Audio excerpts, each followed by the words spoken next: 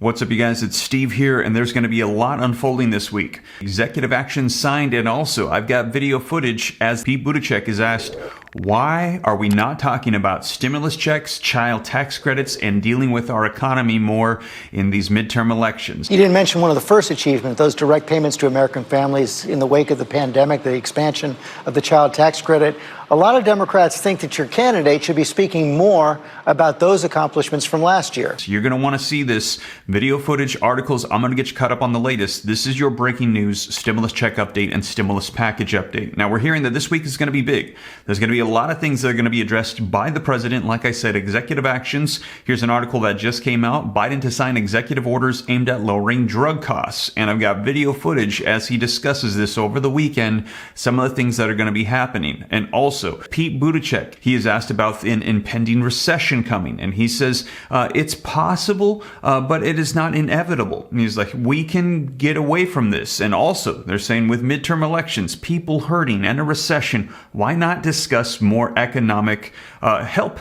People need more assistance right now, and they are hurting, you guys. Well, I'm going to give you all the details, share with you the video footage, and we're hearing, like I said, as we get closer to midterm elections, there's going to be a lot ramping up, and this week is going to be a big week. So let's go ahead and dive right in, get you caught up on the latest. Now, before we do me a quick favor, smash the like button, helps out with the YouTube algorithm. If you appreciate the content, thank you so much. Also, if you want to stay up to date, hit the subscribe button, turn on the notification bell. It's free, and you can get updates all the time of what's going on with Congress, stimulus, the economy, everything taking place. Any specific questions, hit me up at Instagram at SteveRam3. I've also got a second channel where I'm releasing more content, Steve Ram Finance, and I have a comprehensive list of every stimulus check in the nation for states, cities, counties. We're adding to the list. I have well over 100.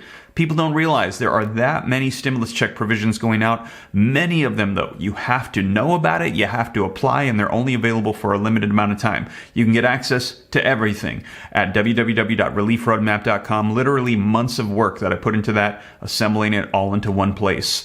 But with that being said, you guys, let's go ahead and dive right in, get you caught up on the latest, as there's a lot unfolding this week. All right, guys, so link in the description below to this article that came out October 14th. If you'd like to read it for yourself, it's cited down below, came out from Axios, and it says, Biden to sign executive orders aimed at lowering drug costs. Now, it says that President Biden on Friday will sign an executive order directing administrative officials to consider further action to lower prescription drug costs, the White House announced. Now, why it matters. With less than a month before the midterms, Biden is focusing on healthcare costs to help position Democratic candidates. And yes, this all circles around the midterm elections. As you guys know, members of Congress, they literally can make these promises and say these things and drag it out for 2 years and not doing anything. And then when it's election time, when their positions of power are up for grabs, suddenly we see them motivated to start getting things done. That is exactly what we're seeing as midterm elections. They are only 3 weeks away. Now, it says the big picture, Biden's order would complement the Inflation Reduction Act and specifically the provisions allowing the federal government to negotiate some prescription drug prices.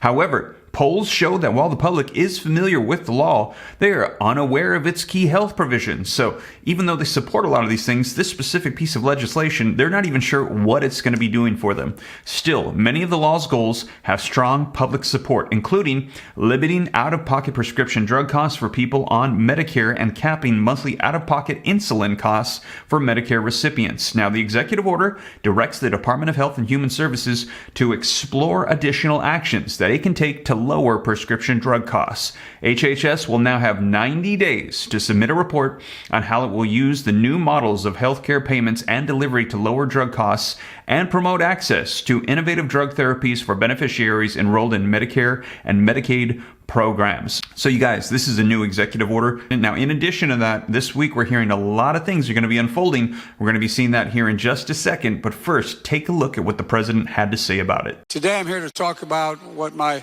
introducer talked about lowering drug costs, lowering costs for Americans across the country. And I know it's been rough 4 or 5 years in this country for an awful lot of people. We've made a lot of progress, but folks are still struggling. We can't kid ourselves about that. I wrote a thing called the Inflation Reduction Act, one of the most significant laws in history when it comes to helping families pay their bills at the end of the month. And we talk about a little bit about prescription drugs today, because today is an important day for those on Medicare. We pay more for our prescription drugs than any other nation in the world. And by the way, it's the same exact drug, not just a drug, but the same manufacturer. We pay considerably more than they do in France, Canada, Spain, anywhere around the world. I know the names of these pieces of legislation are just boring, but the Inflation Reduction Act caps the cost of insulin for seniors on Medicare at $35 per prescription instead of $400 per prescription. $400. You know how much it costs? You know how much it costs them to make that drug? $15 to make it and package it. 35 is a lot of money compared to 15. They're going to make a good profit. We're going to keep fighting for lower costs for cost of living of insulin for children and families as well. Because of the Inflation Reduction Act, seniors in Medicare Part D are also going to be able to get their recommended vaccines like shingles vaccines and vaccines without any copays. And they've been paying an average of $100 to $200 a month for the shots. Nothing. Zero. You're not going to pay anything for those needed vaccines. And starting this week, it's a big deal. We're making hearing aids more affordable. We're also making them available over the counter so people don't have to pay the expensive visit to a specialist. Over the last few years, we've faced some of those difficult challenges in our history, both domestically and in foreign policy. And we're making real progress, helping folks just get a little more breathing room. Despite the opposition from the most powerful interest, special interest, we're lowering health care costs. We're strengthening Medicare. We're fighting for folks who need our help. And one of the reasons why it's so important to America's future, we just have to remember. We have to remember who in God's name we are. This is the United States of America. No, think about it. And I've never been more optimistic in my life. So there you have it, you guys. That was the president. And also, we're hearing that there's going to be more unfolding. And they're saying this is going to be to help lower gas prices. And we're going to hear them ask, though, with midterm elections coming up and the number one top concern of Americans across the nation being the state of the economy and us potentially entering into a recession, we're hearing, why not address more economic issues? And we're going to see the response from Pete Buttigieg. Let's go ahead and take a look. Let's talk about the Transportation Secretary, Pete Buttigieg. Mr. Secretary, thank you for joining us this week. We saw President Biden out there saying that he's going to be announcing more steps to take on inflation and particularly gas prices this week. What more can he do? Well, I won't get ahead of the president, but as you have seen throughout this year, he's taken a number of steps, everything from flexibility on ethanol to the release from the Strategic Oil Reserve to try to create a little bit of breathing room for families that are paying too much at the pump. Also drawing attention to the fact that you've got a lot of corporations that are wildly profitable right now and what seems to be a larger than usual spread between wholesale oil prices and what we're paying at the pump for gasoline.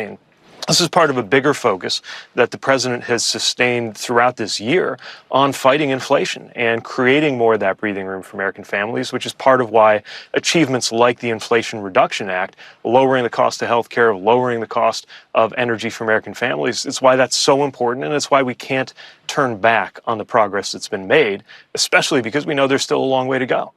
Right now, as you know, those numbers are weighing on Democrats as you head into the midterms, just about 3 weeks left before the midterm elections. How should Democrats address it? Look, I think the good policy is good politics, and we have been doing the right thing for the American people with proposals that are and achievements legislatively that are popular because they make sense. That's true of the infrastructure law, which having been signed about a year ago, now we're actually out there making these improvements to bridges, roads, airports, things around the country that need work. And I think part of what this administration and this president were elected to do was to deliver on things like that. Same with the Inflation Reduction Act. I mean, here you have this environment where Americans are facing a lot of pressure because prices are up, and we have ways to bring prices down. On prescription drugs, letting Medicare finally negotiate, capping insulin for those on Medicare at $35 a month, that $2,000 out-of-pocket cap on prescription drugs. And remember, there are proposals in the Republican Congress right now to reverse all of that. which would mean that premiums and prescription drug costs would go up. And it is exactly the wrong time to do that. It's the wrong time to do anything that would increase costs for healthcare or anything else for the American people. We're going to focus on that, focus on the achievements that have been made in this Congress and under this president, as well as the vision for the future. You didn't mention one of the first achievements, those direct payments to American families in the wake of the pandemic, the expansion of the child tax credit. A lot of Democrats think that your candidate should be speaking more about those accomplishments from last year. Well, we are proud of those accomplishments. The things that those accomplishments have done, first of all, contributing to historic job creation under this president, 10 million plus jobs. That's never happened in this time period in a presidency before in American history. Remember, we have our challenges right now, but when the president took office, we were facing an economy that was at risk of going into free fall. The American Rescue Plan stopped that, and it went directly into easing the burden for Americans with those tax benefits that Americans got, and it went into projects that are improving communities all around the United States. I was back in my hometown, saw some infrastructure projects that they're doing there with some of that ARP money. The mayors know what to do with it, communities know what to do with it, families know what to do with it, and I do think we run the risk because there have been so many accomplishments. Right, the CHIPS Act that's bringing manufacturing back to the United States, the PACT Act getting veterans the benefits they deserve, of course the infrastructure bill, the Inflation Reduction Act. On top of that American Rescue Plan, in some ways, having achieved so much legislatively makes it hard to talk about it all at once because there are just so many accomplishments. The threat of a recession is still looming. We saw the head of J.P. Morgan, Jamie Dimon, said it's all but certain to be coming in a few months and it's going to be bad. How worried are you? Look, it's possible but not inevitable, and we're doing everything we can to strengthen the foundations of the American economy.